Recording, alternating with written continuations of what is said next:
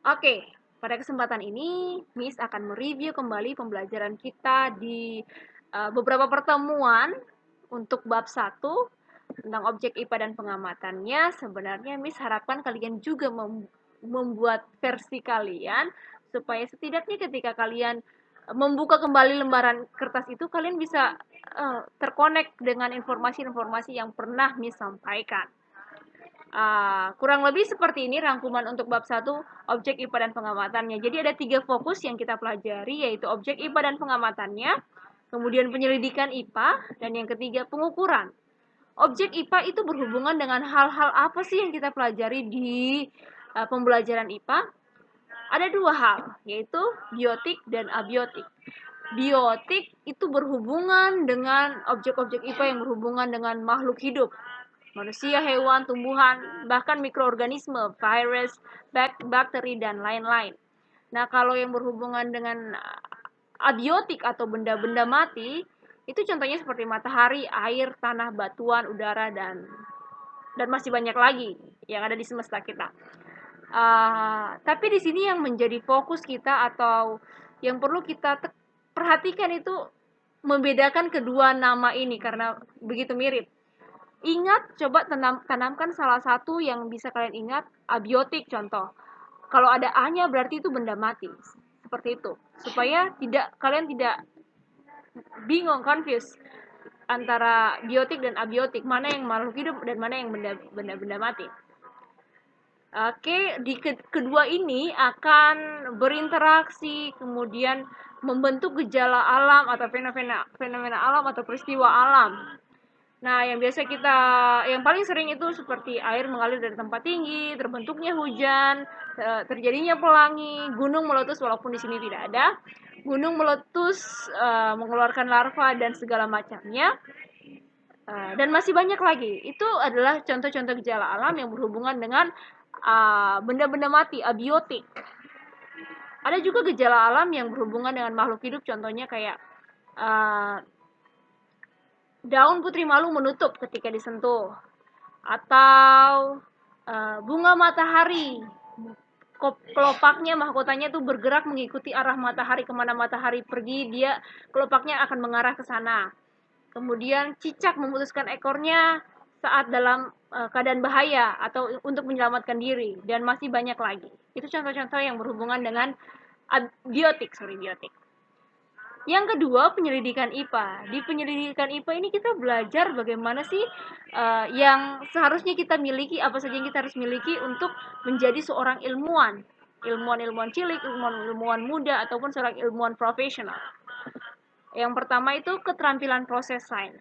Kalian mempelajari, oke, keterampilan-keterampilan ini saya butuhkan ketika melakukan penyelidikan IPA. Jadi terbagi atas 2, yang dasar, ada juga yang terintegrasi. Kalau dasar atau basic skill itu ada 5. Mengamati, itu kegiatan kita melakukan pengamatan dengan menggunakan panca indera kita, melihat, mendengar, merasa, meraba, ataupun melakukan pengukuran langsung. Kemudian mengelompokkan, kegiatan kita mengumpulkan objek-objek IPA itu yang memiliki persamaan ciri, sifat, ataupun adanya hubungan antar objek tersebut. Keterampilan memprediksikan, tadi keterampilan ya. Keterampilan memprediksikan adalah keterampilan kalian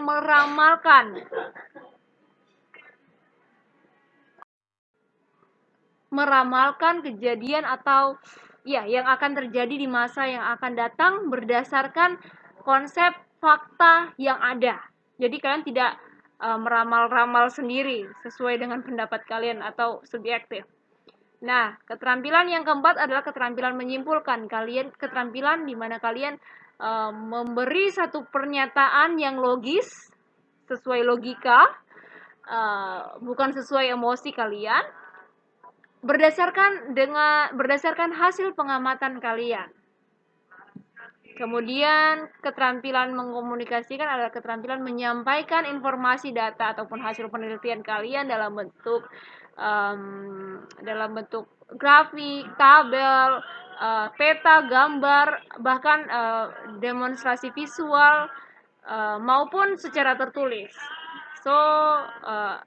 Lisan maupun tulisan.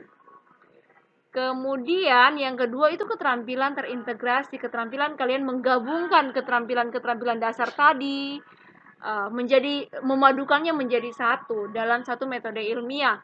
Contohnya, jadi di situ akan melibatkan pemilihan variabel, kemudian hipotesis, menduga-menduga, kemudian kalian melakukan penelitian, kalian menyimpulkan, kalian mengomunikasikan.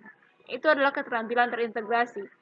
Kemudian, sikap-sikap apa sih yang harus dimiliki oleh seorang ilmuwan? Yang pertama, ada kurang lebih banyak sih, tapi Miss akan share beberapa di antaranya, menjelaskan beberapa di antaranya. Contoh, fakta dan opini di sini kalian harus mampu membedakan antara mana yang fakta, mana yang opini, mana yang merupakan data yang sudah terakurasi kebenarannya, yang sudah terbukti kebenarannya, data yang akurat, dengan mana yang hanya berupa opini, pendapat.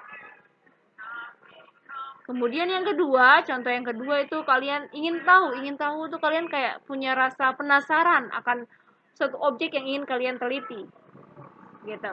Kemudian teamwork, di sini kalian bekerja sama atau kalian membutuhkan orang lain yang ada di sekitar kalian untuk bekerja dalam satu kelompok. Tidak egois. Intinya di sini tidak egois. Ingin menang sendiri atau ingin melakukan nya sendiri. Boleh melakukan yang terbaik tapi di dalam tim, sebagai satu tim. Kemudian yang berikutnya terbuka. Terbuka ini maksudnya kalian bisa fleksibel menerima masukan, input, bahkan kalau misalnya ada kita melakukan kesalahan, mau dikoreksi. Itu adalah bentuk dari sikap terbuka kita. Selanjutnya bersyukur. Bersyukur ini maksudnya kita mensyukuri ciptaan-ciptaan Tuhan yang merupakan objek IPA tadi, dan melakukannya dengan penuh. Kita melakukan penelitian IPA ini dengan penuh rasa syukur. Setidaknya dengan tidak bersungut-sungut pastinya.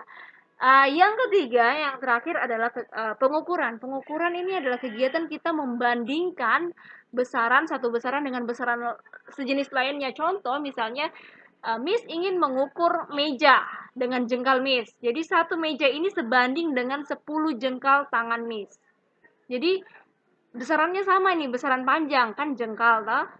Terus panjang meja yang Miss mau ukur, jadi panjang juga yang Miss mau ukur. Sama-sama mau ukur panjang, tapi di sini menggunakan besaran yang beda. Jengkal dan panjang meja itu sendiri. Jadi satu meja ini sebanding dengan 10 jengkal tangan Miss. Itu adalah kegiatan pengukuran. Nah, untuk kegiatan pengukuran itu sendiri ada dibagi menjadi dua, langsung dan tidak langsung. Langsung itu adalah kegiatan kalian melakukan pengukuran dengan menggunakan alat ukur. Contoh misalnya Miss mau mengukur massa badan Miss. Miss langsung naik nih di atas timbangan. Berarti Miss melakukan pengukuran langsung. Tapi kalau pengukuran tidak langsung tuh contohnya seperti ini.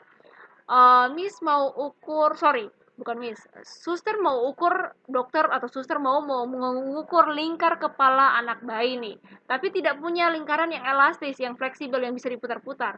Cuma ada mistar. Jadi mereka itu dokter itu boleh mengukur lingkar kepala anak ini dengan misalnya tali dulu. Oke, segini baru diukur dengan mistar. Berapa sih lingkar kepala anak tersebut, atau lingkar kepala sama saja dengan kelilingnya kan, sama dengan panjang untas tali yang sudah diukur tadi dan yang diberi tanda. Seperti itu adalah pengukuran tidak langsung. Nah, di pengukuran kita juga mengenal besaran. Besaran ini berdasarkan satuannya terbagi atas dua, besaran pokok dan besaran besaran turunan. Untuk besaran pokok, itu besaran yang sudah ditetapkan terlebih dahulu. Ada 7, masih ingat? Ada panjang, ada massa, ada panjang, ada massa, ada waktu, ada kuat arus, intensitas cahaya, jumlah mol, dan satunya lagi nih, what else? Dan suhu. Untuk besaran turunan itu adalah besaran yang satuannya itu diambil dari besaran pokok. Contohnya itu kecepatan. Kecepatan adalah meter per second. Meter per second berarti diambil dari meter panjang dan second waktu, berarti diambil dari besaran panjang dan waktu. Volume itu centimeter pangkat 3 contoh. Berarti diambil dari panjang dari besaran 3 besaran panjang. Besaran panjang sebanyak 3 kali maksudnya. Dan gaya, begitupun seterusnya. Jadi ketika kalian melihat satuannya itu tidak cuma satu, misalnya kilogram saja, berarti itu besaran, kalau kalian melihat kilogram saja itu berarti besaran pokok. Tapi ketika kalian melihat satuan ini tuh ada banyak teman-temannya atau ada banyak pangkat-pangkatnya, berarti itu sudah besaran turunan. Karena dicampur-campur, diambil dari besaran-besaran pokok. Nah, selanjutnya kalian akan mengenal juga sebenarnya besaran vektor dan besaran skalar. Ini besaran yang ditentukan oleh arahnya. Tapi kita belum terlalu fokus di bab ini. Intinya besaran skalar itu tidak dipengaruhi oleh arahnya. Mau berjalan berapa banyak pun atau sejauh manapun dan kembali ke posisi semula tidak akan pengaruh. Tapi kalau besaran vektor akan sangat berpengaruh dengan arah. Jadi ketika kalian pergi ke timur dan kalian kembali ke barat, berarti arahnya itu akan berlawanan. Nilainya juga pasti akan plus minus berlawanan. Kita akan bahas di bab-bab selanjutnya. Oke. Nah, selain itu kalian juga akan mengenal kata, kalian mengenal satuan. Satuan itu terbagi atas dua, satuan baku dan satuan tidak baku. Satuan baku itu sudah ditetapkan dan dipakai dan mudah dipakai di seluruh dunia, bukan cuma di Papua saja. Jadi ketika 1 kilogram di Papua juga akan sama 1 kilogram di Amerika, for example, dan lain-lain. Itulah yang dinamakan satuan baku, sudah ditetapkan terlebih dahulu dan mudah untuk diterapkan, sama untuk seluruh wilayah. Kemudian satuan tidak baku. Miss kasih contoh dulu. Jengkal tangan kita, hasta, depa ataupun telapak kaki kita kadang dipakai untuk mengukur. Tapi mereka ini contoh-contoh ini tidak baku. Kenapa? Karena nilainya akan berbeda-beda, akan menghasilkan nilai-nilai data-data atau hasil yang berbeda pula. Sehingga tidak bisa dijadikan sebagai standar dalam melakukan pengukuran. Contoh misalnya jengkal tangan Miss dengan jengkal tangan kalian pasti berbeda. Ada bahkan yang lebih panjang dari jengkal tangan Miss. Maka untuk itu jengkal tidak bisa dilakukan, tapi tidak bisa menjadi satu satuan baku karena berbeda-beda untuk tiap-tiap orang. Seperti itu. Nah, di video selanjutnya Miss akan bahas tentang bagaimana menganalisis nilai pengukuran. Sebenarnya Miss sudah sampaikan juga di pertemuan-pertemuan, tapi ternyata masih banyak yang lupa. Oke, Miss harap setelah selesai melihat video ini, kalian bisa langsung kembali mengerjakan tugas bisa juga tugas, bisa juga ujian, karena Miss sudah cek beberapa, ternyata banyak yang masih belum paham. Seperti itu. Makasih.